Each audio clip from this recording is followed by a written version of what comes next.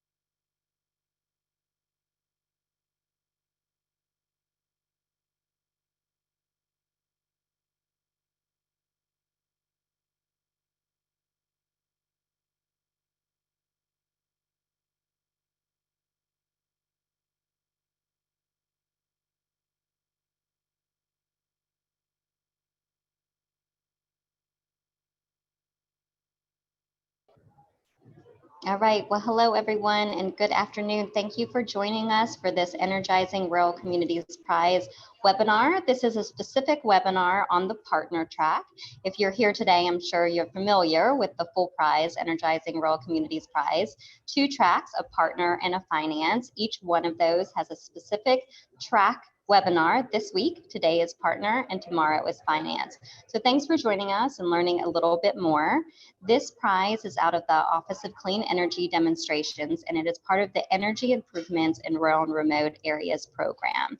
The point of the prize is to really center around capacity building and enable more communities to develop their plans and their processes for their clean energy goals. If we can move to the next slide, I'm sure you all saw that little pop-up at the beginning that this webinar will be recorded. We do put these webinars on the HeroX webpage for reference that you might go back and watch the webinar, or for those that couldn't make it. So just know that it is going to be recorded. At the bottom here, you see the Q&A. That's how we're going to take questions. So at any time during the session, if you have a question, please put it in there. We have a few team members on the back end who will probably be responding in real time to those questions. And we'll also hold some of those questions at the end of our presentation so that we can review them and present them in real time. If you're having any technical issues, just check those audio settings under the audio tab as well. Next slide, please. We're going to be together for the next hour, and there's going to be a few different sections for this webinar. We're going to go over the track goals. We're going to go over the submissions package, the scoring criteria, and as I mentioned before, get right into that Q&A. I am Courtney. I'm the engagement lead here at the Office of Clean Energy Demonstrations with this provision. And now I'm going to hand it over to my NREL colleague, Amanda, who has been one of the key drivers, I would say, of this prize and making sure everything runs as smoothly as possible. So Amanda, I'll pass it to you. Great, thank you. All right, so we're going to dive in today to the partner track. But first, I wanted to discuss some of the kind of important overarching features of this prize. This is currently phase 1. The deadline is May 24th for this prize. Winner announcements will be made likely in July. The cash prize for this phase is $100,000. And there's a slightly larger partner track prize pool than finance. So what are the goals of this prize? This prize seeks to demonstrate innovative and replicable partnership and financial mechanisms that act as initial steps towards clean energy projects, better prepare rural or remote communities to secure funding for clean energy projects, either through future ERA funding opportunities or other public or private funding sources. Identify, understand, and further develop activities that prepare communities to complete clean energy projects. build trust and strengthen the network between and within rural and remote communities to support energy improvements aligned with DOE Justice 40 priorities. I'm going to pass this along now to my colleague, Jenny Irwin. Thanks, Amanda. Yeah. Good afternoon. Hopefully it's afternoon for everybody, maybe morning. Good afternoon. My name's Jenny. I've been working with Amanda and the rest of this awesome team here. I also work at NREL, and I'll be giving you a lot of the nitty-gritty today regarding what the partner track is all about. So Amanda just walked through the overall prize goals.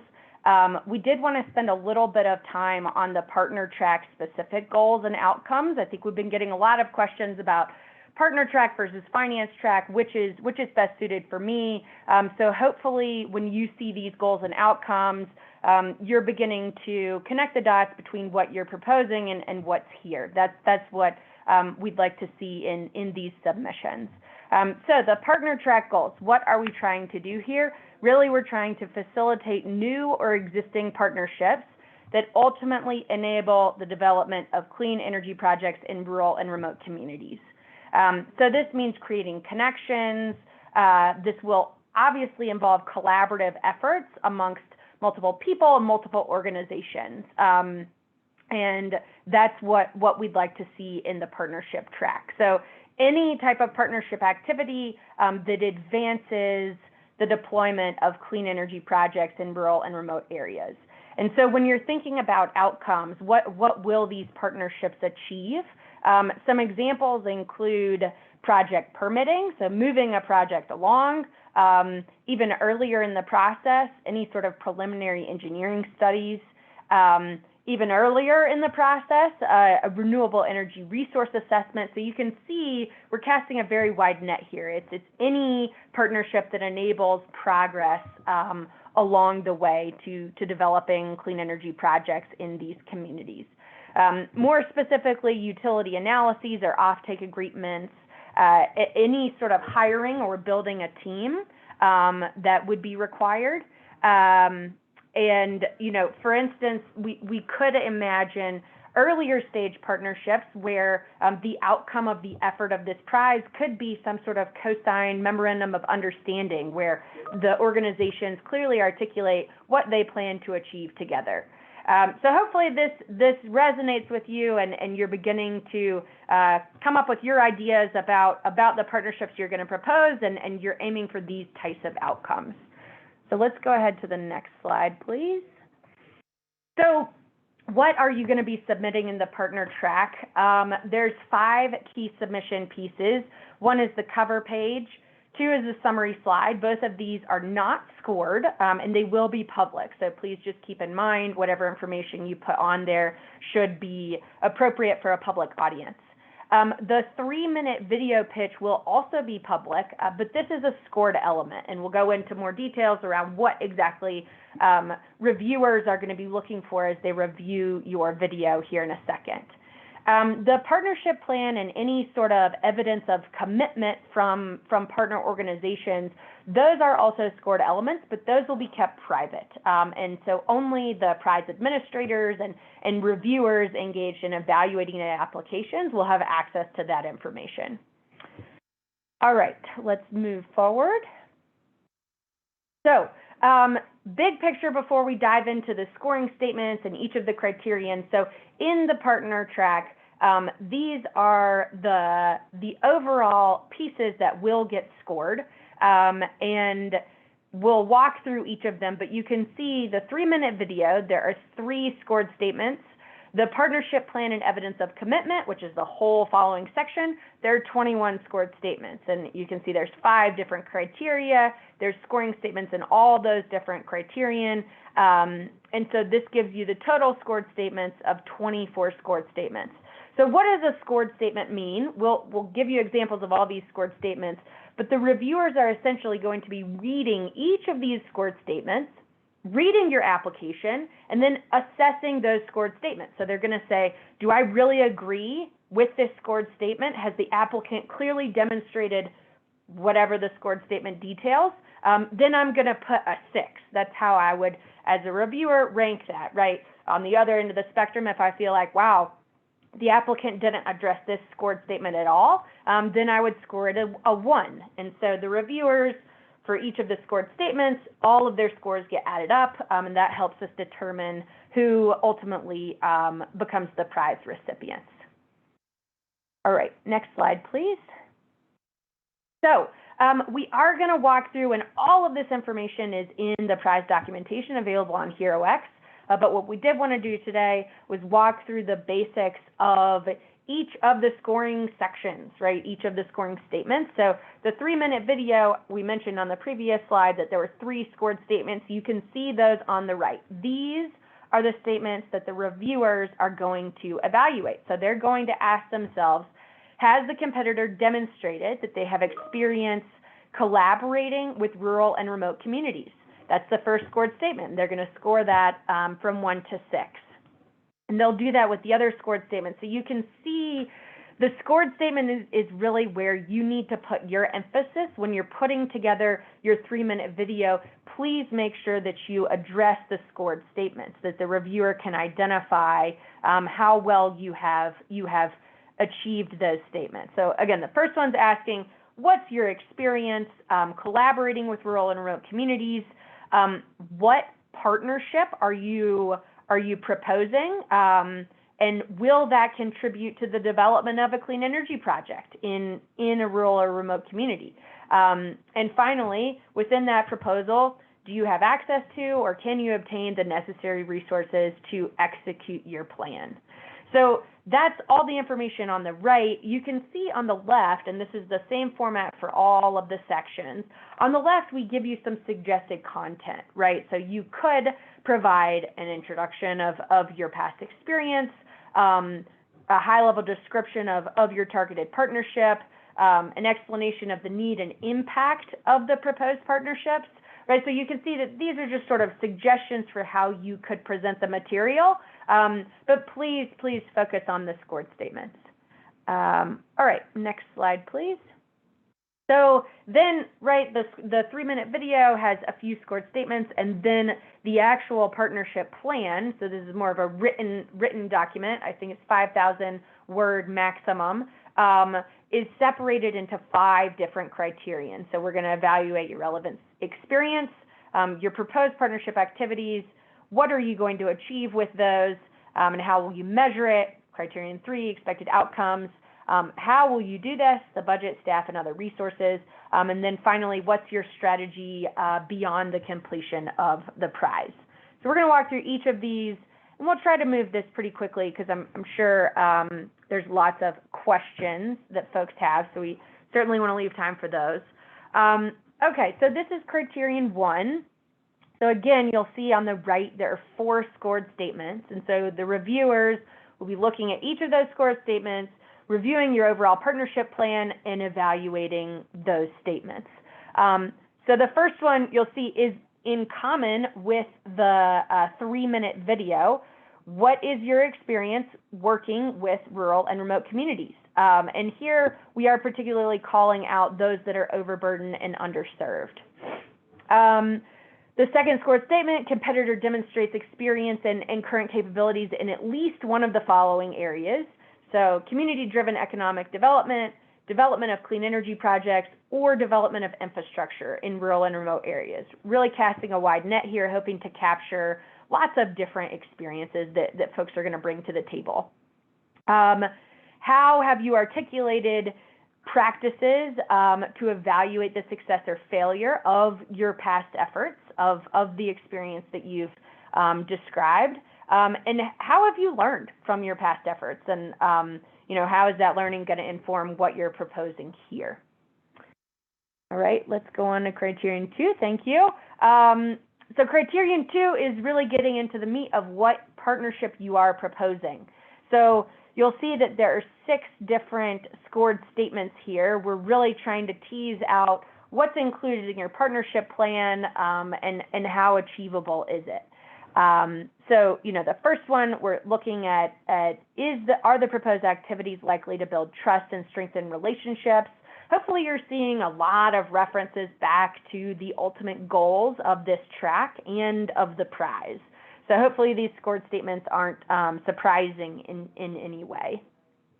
The second scored statement, so the proposed activities are likely to enable partnerships that ultimately deliver clean energy projects in rural and remote areas. This third scored statement, so the proposed partnerships result in mutual alignment of organizations towards delivery of clean energy projects. Then we're also asking about how likely this partnership is to result in increased access to federal, state, or local funding beyond this prize. Whether you provide a detailed description of the activities and milestones that support your goals, and whether your timeline is ambitious yet achievable.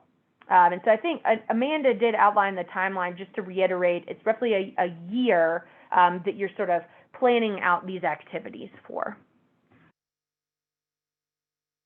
Thank you. Great. So the third scoring criteria asks about expected outcomes, impacts, and success metrics. So we're interested in how are you going to evaluate the success of your partnership. So first, that the anticipated outcomes and impacts will improve partnerships. The second is that you have articulated specific quantifiable goals and metrics to evaluate whether your activities have achieved the goals you defined. And SMART goals are just one example of specific and quantifiable goals. There are other ways to articulate that, but SMART goals, so SMART is specific, measurable, achievable, relevant, and time-bound. The third one, so the end of activity deliverables are achievable and will yield measurable success in meeting one or more of the prize goals. So make sure that you really focus on the overall prize goals. And then the last scoring statement here is a little different from all the others. We talked about how they're on a sliding scale from 1 to 6. For this last scored statement, reviewers will only be able to select either 1 or 6. And so what we're asking here is whether your described plan has a high likelihood of success. This is sort of a binary yes or no. So that's why that says 1 or 6 there. All right, only 2 more. So the fourth criterion asks in more details about budget, staff, and other resources that you're planning to bring to the table to ultimately achieve your proposed activities. So the proposed activities are of adequate detail and indicate a high likelihood of ultimately delivering your outcomes. That's the first scored statement. The staff resources are going to be adequate. You have access to necessary additional resources in order to execute your activity. And then finally, this last scored statement speaks to what we've been mentioning regarding letters of commitment or any sort of evidence of commitment that you have from additional organizations that you are seeking to partner with or that you're seeking to help facilitate partners with. So ideally, there's some sort of buy-in from those organizations that demonstrates their intent to be open to building or improving the partnership that you're proposing. And then the last criterion is really asking about what are you doing beyond the prize? How does the work that you're doing in the prize tie into the longer term goals and ambitions of the community? So the first one is asking about how the work that you're doing ties in the community's goals related to resilience, safety, reliability, availability, and reduction of adverse environmental impacts from energy generation. What we're trying to do here is just recognize that communities have all sorts of goals, all sorts of long-term goals, and some goals may include all of these elements. Some goals may be really focused on one of these elements, but what we want to make sure is that what you're proposing ties to whatever the community envisions for their longer term. The second one, so is saying, that you've described how the partnerships will advance the community's goals specifically for energy improvement and or delivering a clean energy project.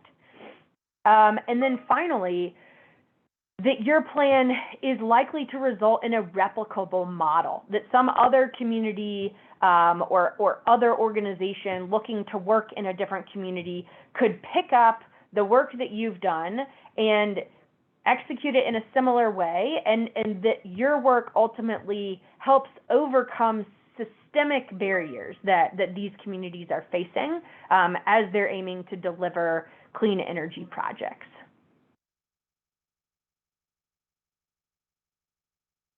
All right, Amanda, back over to you.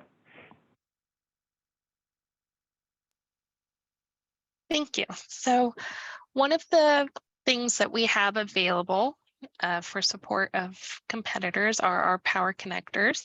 During phase 1, these connectors are offering office hours. The links to register for these office hours are on the HeroX website. There's also virtual networking events that they're hosting, and they are the ones that have the ability to meet with you one-on-one and provide feedback on your applications prior to them being scored. On this slide, I wanted to call out that when we are done with this presentation, we will send out these slides. They'll be published on the HeroX website, and all of these texts that are underlined and in blue will be hyperlinks. So you are able to go to the HeroX forum. You can use that for teaming. You can also use the Empower Innovation Network to sign up. And if you have questions about teaming, you can email us at ruralenergyprize@nrel.gov, or you can also post questions on the HeroX forum. All right, thanks everyone. We have a number of questions from the looks of it in our Q&A, and we'll start answering those. Great. Yes, so I can see a first question around for criterion 1 of the written portion, if you don't have prior collaboration because it's a new team, how would you score on this section? So Amanda, it might make sense to jump back to, I think, slide 12, so folks can follow along with the criterion 1. Yep. Great. So the first scored statement really asks about your experience working with rural communities. We're not asking about your experience working with your proposed partner organizations. We're asking generally about your experience working with rural and remote communities. Amanda, Courtney, anything to add here? I think you've covered it, but I would add that, you know, if you are a new team that's coming together, it's highlighting each of your individual experiences.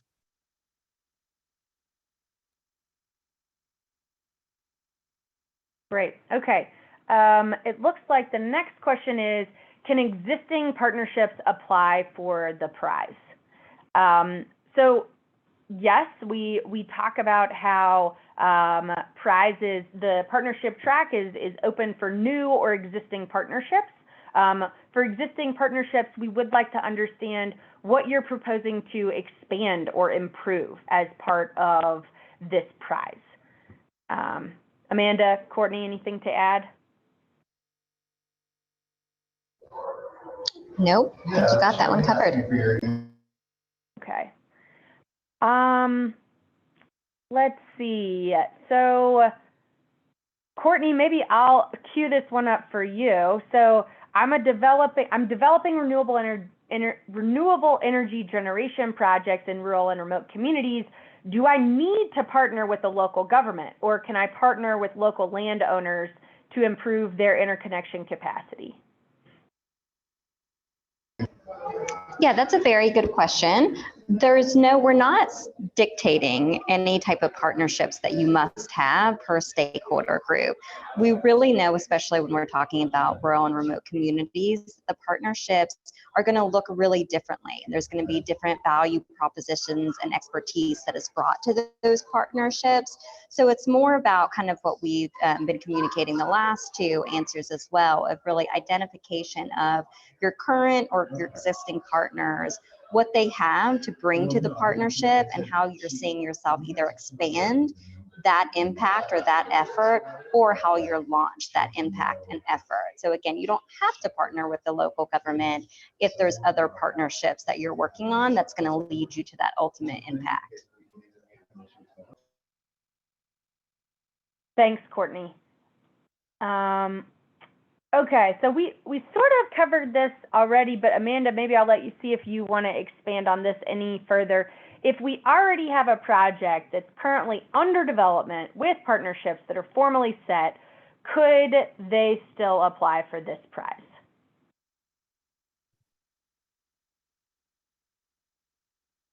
That's a good question. You can certainly apply. It's important to make sure that you review all of the scoring statements and make sure that you address them in your partnership plan, as well as the prize goals. Great, thanks. All right, can a co-op in New York City apply? Absolutely. I think we didn't include, in past webinars, we had a list, and this is probably on the prize rules somewhere. Basically, any entity is eligible to apply for this prize. So if you're a co-op, if you're an investor-owned utility, if you're a university, if you're a community-based organization, if you're a local government, any entity like this is eligible to apply for this prize. Amanda, maybe you know off the top of your head the page in the rules that refers to this, or maybe maybe somebody else can send us a message that helps us find that quickly. We address this also in the frequently asked questions on our HeroX website, because in addition to who can apply, this question also has the location of New York City, which is not necessarily going to be rural or remote by our definition.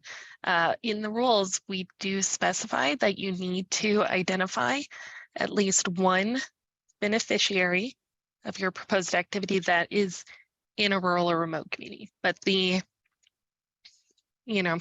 actual equipment could be in New York City.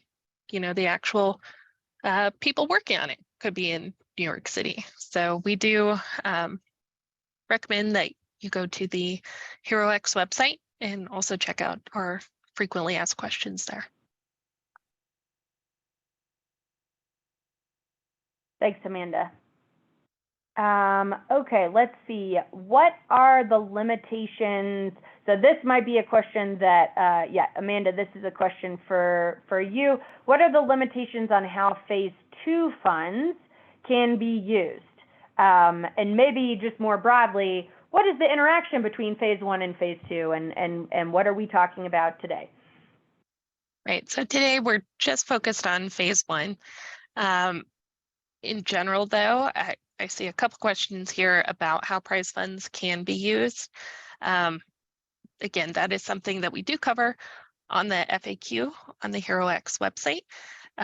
But in general, prize funds, they don't come with the strings attached that other funding mechanisms do. So there's not any formal rules about, cost share.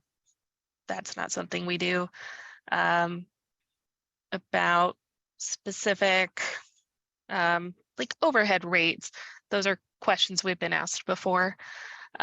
Those are all things that we do not, we don't specify. Once you receive your prize funds, they are yours to spend. And Amanda, would you mind navigating back to slide 5? Maybe we'll take a quick look at the overall timeline. because that also has the phases and the award amounts. So what we're talking about here, and all the scoring statements that we reviewed, all the details that we reviewed, refer to phase 1, right? So phase 1 is open right now. It's going to close in May. We're going to announce the winners in July, and the winners will be awarded $100,000. Phase 2 doesn't open until July. Amanda, did we want to talk about phase 2 rules? Or provide an indication of sort of rough timeline of those? Typically, we post those on the day that the prize phase opens. So we don't have the exact date in July listed, but the day that we open the prize will be when those rules are available to everyone. And again, those are on the HeroX website. Can't stress enough, if you go there, you can follow the prize. You will get these updates sent to you in your inbox, and you'll be kept in the loop. Great, thank you. Courtney, did you want to add anything before we jump to the next question? No, I think that's great. Thank you. Okay. All right, so the next question is, I work at a Native American serving non-tribal college and would like to include graduating students on the team. Is that allowed? Amanda, do you want to talk about eligibility? Yes, and let me hop forward here. I do have a slide pulled from our rules document. Give me 1 second. So as long as they fall within one of these categories, which are listed in the appendix of the rules document, non-federal government entities, tribes, CBOs, nonprofits, for-profits, individuals are all eligible. Again, it's in the appendices, but a single prize payment will be made. So when you are applying, you just identify where that payment goes. And as long as that prize payment and organization or person you've identified falls within one of these categories, you're good to go. Great, thanks. All right, so the next question is, we have lots of rural collaborators in place in southwestern Colorado. If we're exploring renewable development in our area, what are some likely or specific uses of this prize that could fall into the target of this funding? So let's see if we can go to slide 7. Great, thanks. So here's some example outcomes, right? So if you're thinking about any sort of partnership that could achieve progress towards delivering a clean energy project. So that's anything from resource assessments to engineering studies to project permitting. You know, when I think this question is also trying to ask, like, but what's an example sort of partnership? And you can see that we have stayed away from calling those out explicitly because we understand that each community is unique, each set of partners is going to be unique. I can also understand you want a concrete example. So I could imagine, you know, a rural electric co-op working together with renewable developers, working together with the local municipal agency who owns the land. And ultimately, all of those entities would work together to deliver a clean energy project. Or you could imagine potentially, you know, maybe not southwestern Colorado, but maybe southeastern Colorado. You could imagine a cattle association that sort of aggregates a lot of cattle owners in the area. It's a cooperative. They're working with the electric cooperative to site renewables, co-site renewables on active agriculture land to ultimately dual purpose the use of that land and deliver a clean energy project for the region. You could imagine those same folks coming together and implementing a methane digester to reduce the emissions from methane from the cow manure. So hopefully that gives you some ideas. Again, that's not meant to limit in any way the ideas that people propose, but those are the types of partnerships that we could imagine would ultimately deliver some of these outcomes that we're looking for. Amanda, Courtney, did y'all want to add anything else there? No, I think you did a great job. I mean, I think one of the most important takeaways on that answer too is like, it's flexible. That's one of the beauties of a prize, is to really determine up to your group how to best use the funding. So, you know, Jenny, I think again cited some great examples of that, but there isn't a lot of restrictions to use the funding as best you see fit to meet the prize objectives. And I was just going to add that, you know, once you start to develop some of those ideas and you have a few, you're also very welcome to use the Power Connector office hours to have a chat with them about which ones perhaps they think might be most successful, or they can provide you some feedback on those ideas. Great. Thank you both. Okay, Amanda, I think this one is headed your way. So can you apply for both the partnership and the finance tracks with a different set of activities? Yes, you can. You can apply into both, and we have specific guidelines in our rules document that I would recommend that you go check out. We also cover this in the FAQ, but yes, you can apply into both tracks.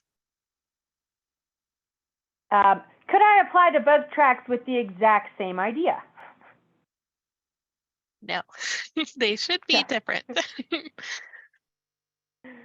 Great. I just thought I'd go ahead and ask the reverse in case people were thinking it. Okay, so then the next question is, do individual rural residents have to benefit, or could the benefits flow to local companies or universities? Courtney, would you mind chiming in on this one? Sure, it's a really great question as far as trying to understand the exact benefit. You know, under the energy improvements and rural remote provision in and of itself, the collective impact has to go into communities that are 10,000 people or less. And so really it's up to the applicant to talk about what that benefit is. We are looking to, in the provision itself, to think about reduction of costs and improve resiliency. The objective of the prize is to really move forward on the partnership, formulations, the financing models. And so the impact is going to look a little bit differently. So we definitely encourage you to talk about the proposed community benefit, but as we've stated before, there's a little bit of flexibility as far as what that looks like per stakeholder group. So it doesn't have to be per individual. It could be more of a collective or individual stakeholders. So just make sure to call it out and align it to the proposed project. Great, thanks, thanks, Courtney. And I think we've got another question headed your way about communities. So, and I know we've talked about this a lot. What is the definition of a community? Because many rural and remote areas don't have any sort of formally established municipal community. A rural area could have a zip code that extends way beyond what folks may consider their community. So could you explain a little bit more about how we define communities?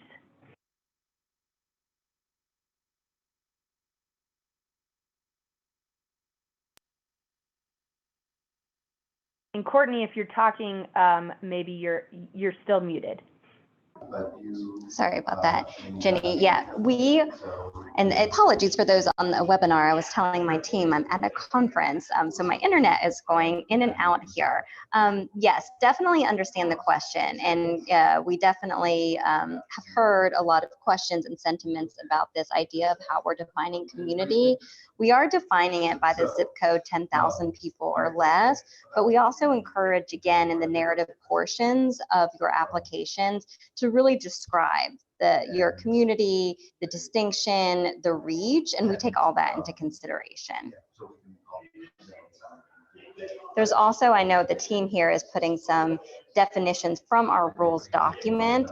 And if you check out our FAQs on the Hero X page, there's been a slew of questions that come in about this 10,000 definition and what that means. So I invite you to kind of check out all those resources. And if you have particular questions about your community and the fact it either goes beyond a zip code, as I think the questions was stated, or even is smaller than what's in a community, please send those in to the inbox we have associated with the prize. Most likely somebody has a similar question, and the more we can get information out, the more folks can understand. So read the resources we have. There is some level of flexibility, and please ask your direct question to our inbox. Thank you. Thanks a lot, Courtney. And yeah, I'll just reiterate, our team is posting direct excerpts from the rules document into the chat to give some additional clarity around how we're defining communities. Okay, so the next question we have is, we're a nonprofit group working with multiple communities to develop renewable energy projects. Yay! Should these projects be bundled into a single proposal, or is it okay to propose developing multiple projects? And I'm interpreting that last part to mean, is it okay submitting multiple proposals? And so if that's not what you mean, please type back into the Q&A. I think that, think about how compelling your narrative would be, right? And I don't think, and Amanda, Courtney, feel free to jump in if you disagree, but I don't think there's a restriction either way. It's your choice on how you decide to frame this. And I would just encourage you to look at the scored statements and think about whether each of these projects on their own can be strong, or whether you're better presenting them as a single portfolio. I wanted to chime in that particular question because you said you were working with multiple communities. That response was specific to working with multiple communities. I did want to clarify that in our rules, we say that you are limited to submitting multiple applications as long as they are for different communities. So if you were, for example, working with one community, but you have several projects that you would like to propose, that would be in conflict. So you would need to select what one project you want to propose for that community. Thanks, Amanda. Okay, the next question is, if we are teaching students how to acquire jobs in the energy sector, does this count? So maybe I'll start off, and then Amanda and Courtney, please feel free to jump in. I think that, again, we are trying to cast a wide net when we're talking about partnerships. So it sounds like whether there's a university or some sort of academic institution involved, that's an eligible entity that could apply for this. Students sound potentially like individuals who would be eligible for this. And so you could consider, those entities as being under partnership. I think you need to think about the scored statements and how this ultimately leads to the deployment of clean energy projects in rural and remote communities. So think about how to build a strong narrative to ultimately deliver on the objective of delivering clean energy projects in rural and remote communities. Amanda, Courtney, anything to add? No, I mean, I think you hit it. It's a good question, and appreciate the work being done, especially from a workforce development in rural communities. But given the prize objectives and the overall energy improvements in rural and remote objectives, as Jenny said, thinking about it as a means to the ultimate end. So connecting the pieces will be really important, and make sure you kind of align it to the criteria that Jenny went over, and make sure it kind of those connection points exist. Great, thanks. And thanks to everybody who's submitting questions. This is fantastic. We really appreciate your input, and this is exactly why we wanted to have this session today, to address the questions that you have. So keep them coming. Okay, so Amanda, I think this next one is for you. We're looking to match funding from this prize to another grant opportunity, and it sounds like they're targeting microgrids. We're in Justice 40 areas, and we're pursuing resiliency. Can we use this funding during the implementation phase of our project? So we can't speak to the rules of other grants and other funding agencies. From our perspective, though, there's no concern about using funding during the implementation phase or as a match to the funding. Great, thanks, Amanda. Okay, the next question is again, this questions around multiple communities benefiting. So Amanda, maybe I'll let you take this one in the first instance. So our partnership consists of multiple Indian tribes, and our activities will benefit all of them. Do we just select a single zip code for the application in order to qualify, and explain the broader benefits in the narrative? That's a good question. We do have a place when you are submitting your application where you can identify multiple zip codes so that you can capture all of the communities. Only one has to meet our definition. It's entirely up to you on how you choose to apply and how you choose to fill out those forms. We can't make those recommendations, but I will say in the rules document, I believe in our cover page, we do recommend that you would list all of the communities there. Thanks, Amanda. And another question along those same lines. If an organization is using the same partnership model, working with multiple communities, should they submit multiple applications? We can't answer should. I'll say that. It is entirely up to you and your organization or partners to decide how you want to apply. If you want to apply as one submission with all of those communities highlighted, or as multiple submissions, one for each of those communities. That is entirely your decision.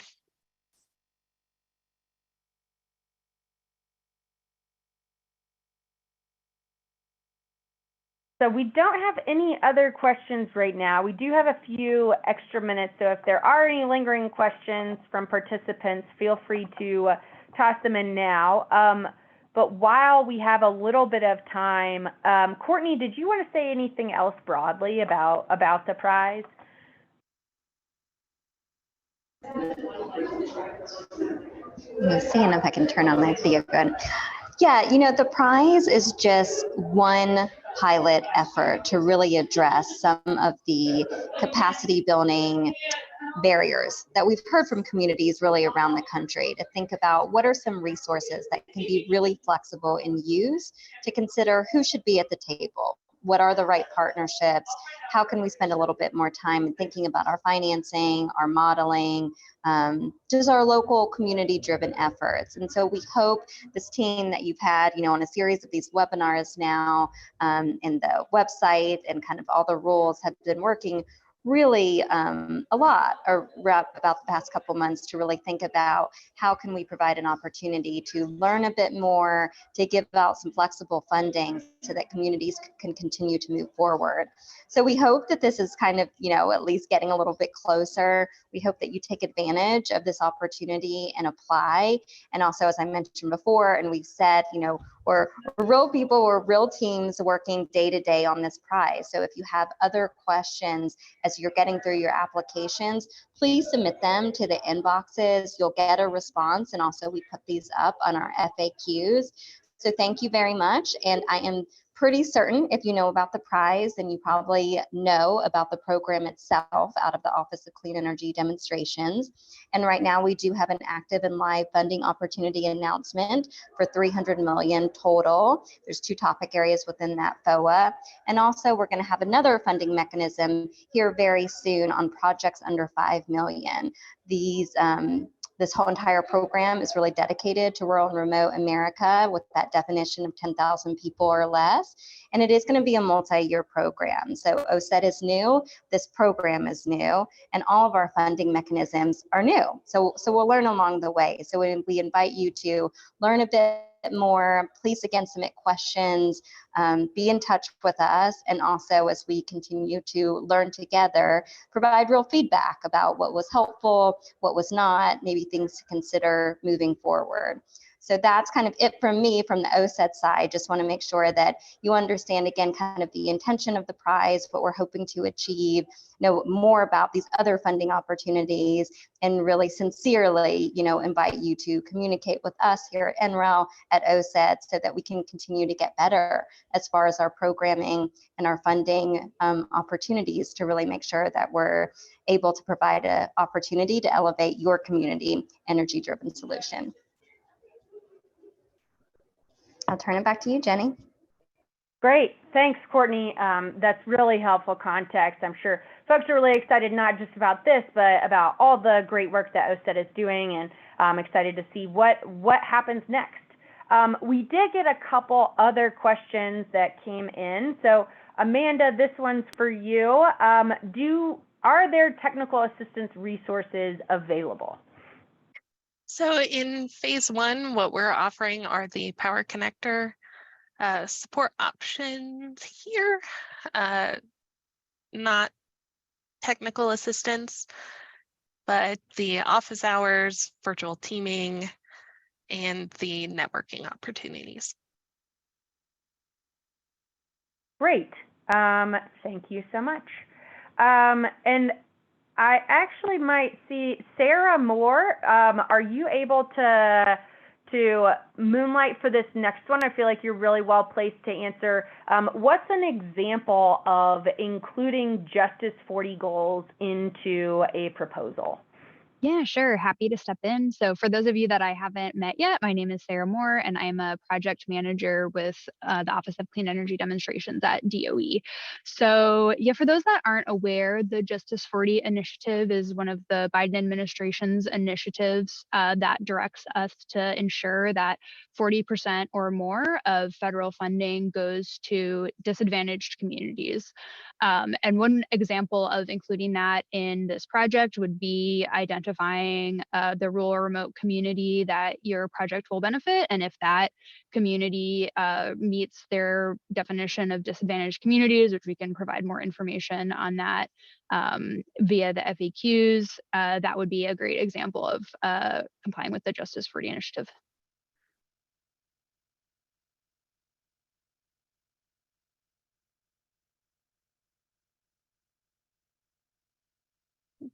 Jenny, I don't know if other folks can't hear you. I can't hear you. Let me try this again. What about now? There we go. Yeah. Much better. Thanks. So I think on slide 12, we have an explicit call out to some tools from the DOE for the Energy Justice Dashboard and the US EPA's EJ Screen. And so these are tools that you can use to identify whether the community that you are proposing to benefit, whether they qualify under this initiative. Okay, Courtney, maybe we'll let you take this next one. Is it likely that this program or other ERA programs will have a second round this year? Yeah, it's a great question, and I think it's a good follow-up of what I was communicating about too. So this program is multi-year. We're not using up the $1 billion, nor can we in year one. And so there will be other funding opportunities in the next coming years under this program, under the energy improvements in rural and remote.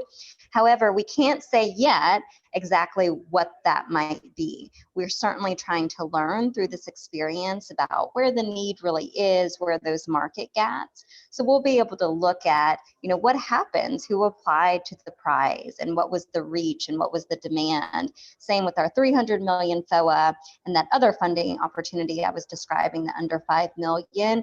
We're just going to learn together a lot over the next couple months about what is needed. And so I can say, for a fact, there will be more funding opportunities for rural and remote communities to meet these objectives. I can't say yet in what form, of what we might definitely do again, or what we might change, or what we might pilot in year two. So there's kind of room for opportunity, but that's why, again, it's really valuable. That's why we sincerely appreciate when you give us this time, you ask these questions and provide input, because we do take that all in and then figure out what it's going to look like in the next coming years.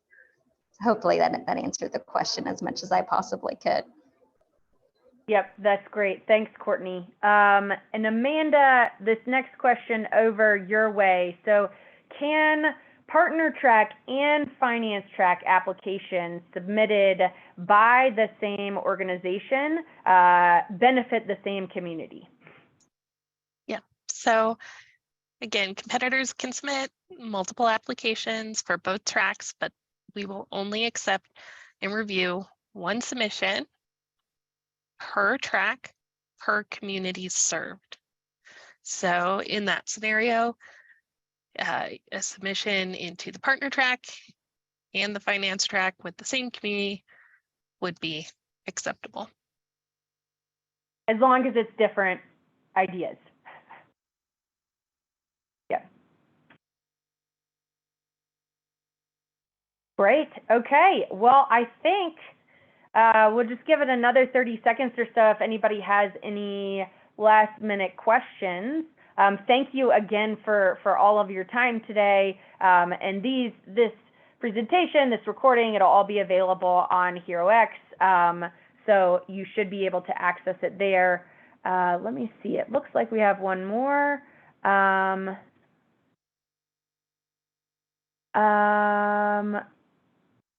Okay, so Courtney, perhaps you could speak to any concerns regarding a change in administration and the implications that may have on funding availability. I think Courtney is actually having some technical difficulties, so I will answer this question. So the funding for the ERA provision was given to us in the bipartisan infrastructure law, which was passed and signed by President Biden in the fall of 2021. So that shouldn't be impacted by changes in administration going forward. But of course, we can never promise anything, but they would have to change the law. So yeah, good question. Great. And one more question, can the project be a product? That's a very broad question. I might attempt to narrow it and potentially answer this. Sarah, Amanda, feel free to chime in. I do think the focus of this prize is not on R&D of new technologies or new products in that way. Ultimately, we're looking to deliver clean energy projects, and so we are looking at commercially available technologies. Your proposal could involve the deployment and should ultimately lead to the deployment of a clean energy project. But again, this track is focused on partnerships that are required to bring those projects to fruition. So just consider that as you're considering putting together your proposal, and whether something only focused on product likely doesn't meet the scoring criteria regarding the partnerships that we're hoping to see in this track. All right. Before any more questions come in, no, I'm just joking. Please continue to send your questions through to the prize email. We would love to address those. Thank you again for your time today, and hope you have a great rest of your afternoon. Thank you.